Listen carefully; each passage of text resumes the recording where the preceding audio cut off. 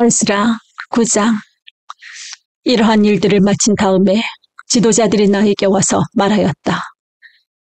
이스라엘 백성은 제사장이나 레위 사람들마저도 이방 백성과 관계를 끊지 않고 가나안 사람과 헷 사람과 브리스 사람과 여부스 사람과 암몬 사람과 모압 사람과 이집트 사람과 아모리 사람이 하는 역겨운 일을 따라서 합니다. 이방 사람의 딸을 아내로 또는 며느리로 맞아들였으므로 주변의 여러 족속의 피가 거룩한 핏줄에 섞여갑니다. 지도자와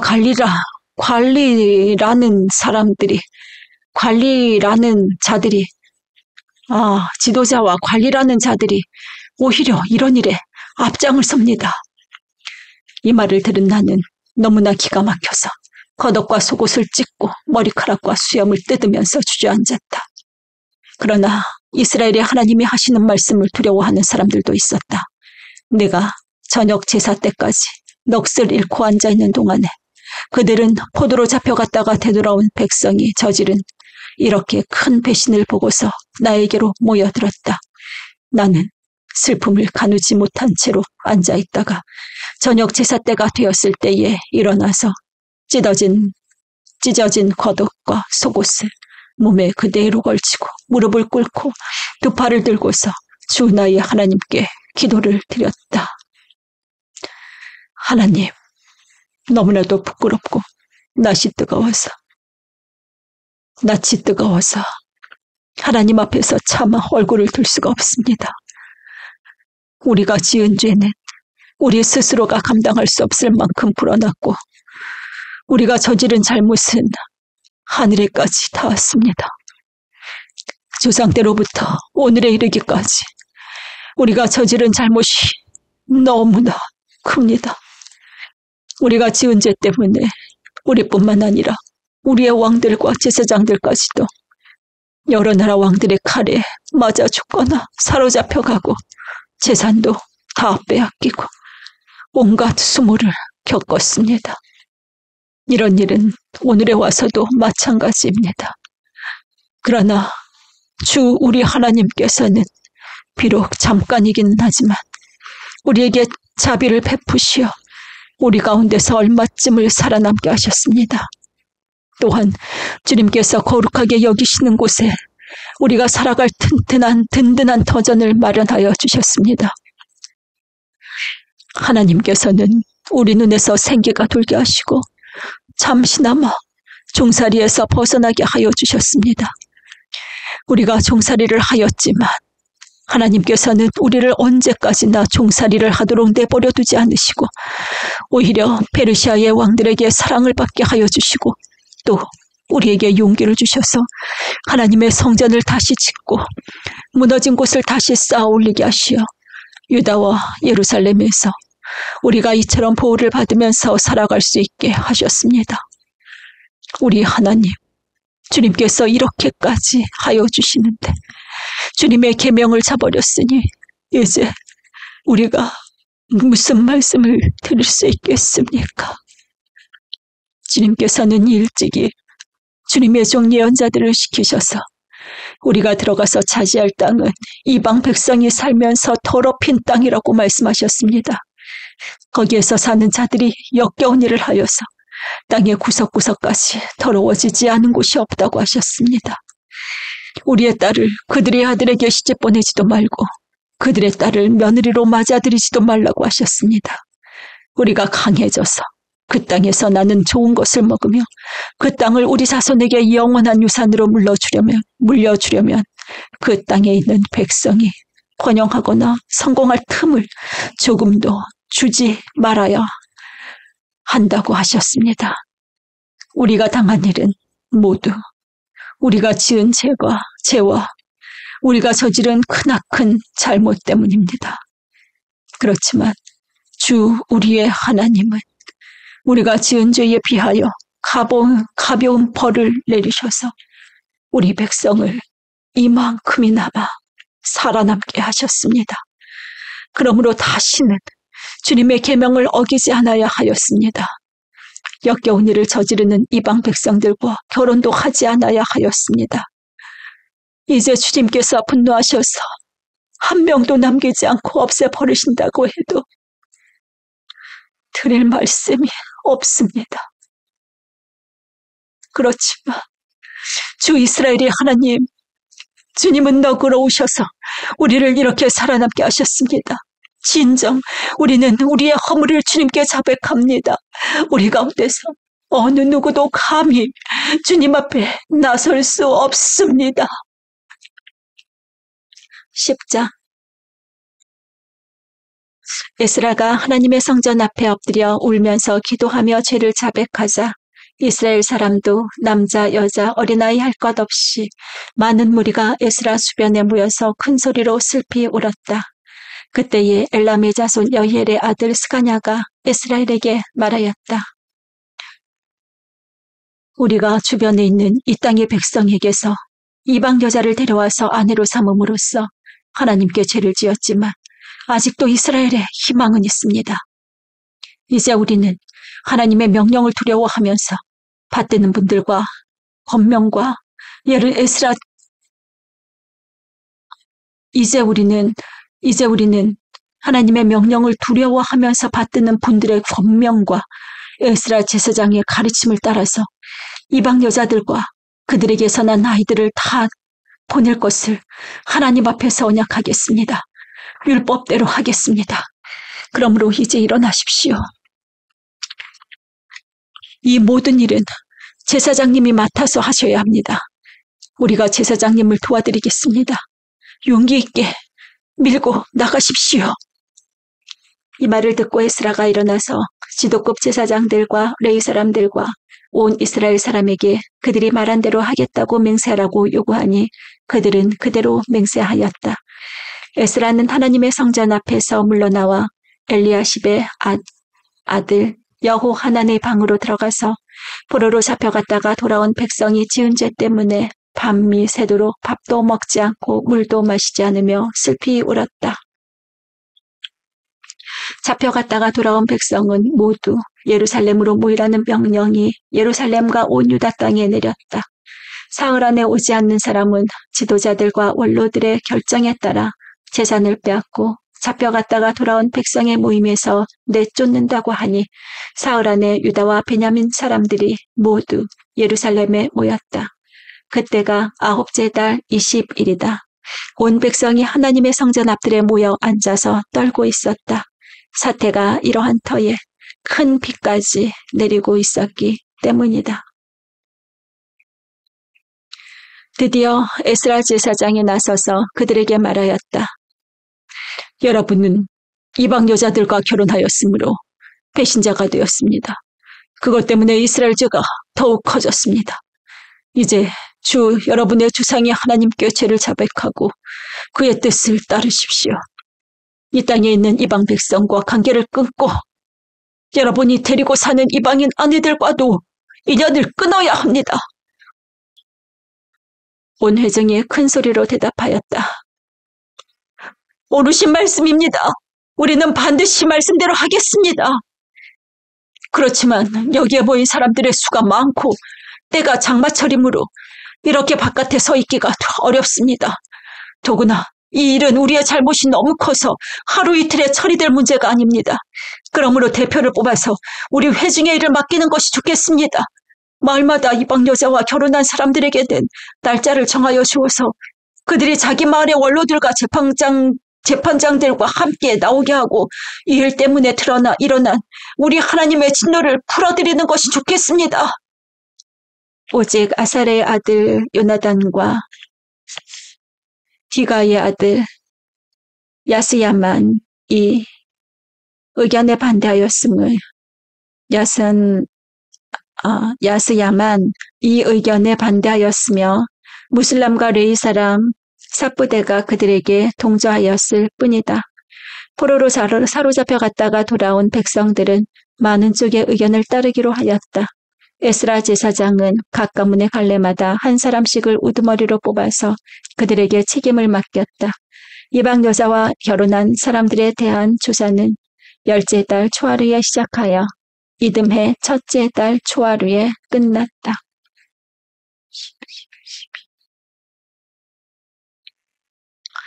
제사장의 무리 가운데서 이방 여자와 결혼한 사람들은 다음과 같다. 요사닥의 아들 예수와 및 그 형제들의 자손 가운데서는 마아세야와 엘리에셀과 야립과 그달리아이다. 그들은 모두 손을 들어서 아내를 내보내겠다고 서약하고 지은 죄가 있으므로 각자 순양 한 마리씩을 잡아서 속죄제물로 바쳤다.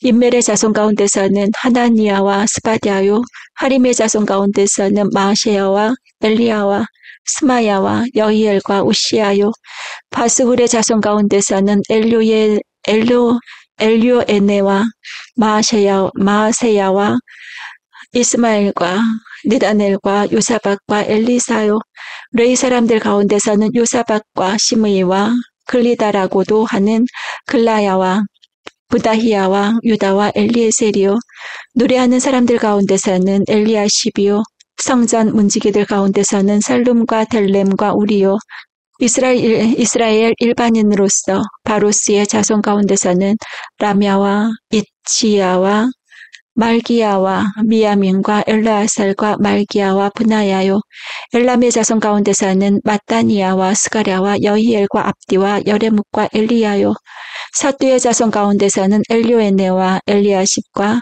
마따니야와 여레묵과 사박과 아시사요, 베베이의 자손 가운데서는 여호하난과 하나냐와 삽배와 아둘레요, 바니의 자손 가운데서는 스물람과 말룩과 아다야와 야숲과 스알과 여레못이요, 반모압의 자손 가운데서는 안나와 글랄과 브나야와 마세야와 마따니야와 볼살렐과 빈노이와 문하세요, 하림의 자손 가운데서는 엘리에셀과 이시야와 말기야와 스마야와 시므온과 베냐민과 말룩과 스마랴요, 하숨의 자손 가운데서는 마뜨네와 마따따와 사밧과 엘리벨렛과 예레메와 문하세와 시므이요, 바니의 자손 가운데서는 마아데와 아므람과 우일과 브나야와 베드야와 글루히와 와냐와 무레묵과 에리아십과 마따니야와 마뜨네와 야스와 바니와 빈누이와 시므이와 셀레미야와 나단과 아다야와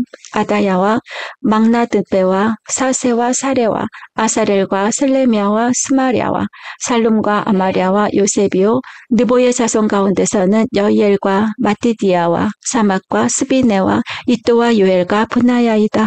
이들은 모두 지방 여자와 결혼한 남자이다. 이방 여자 가운데는 자식을 낳은 사람들도 있었다. 에휴.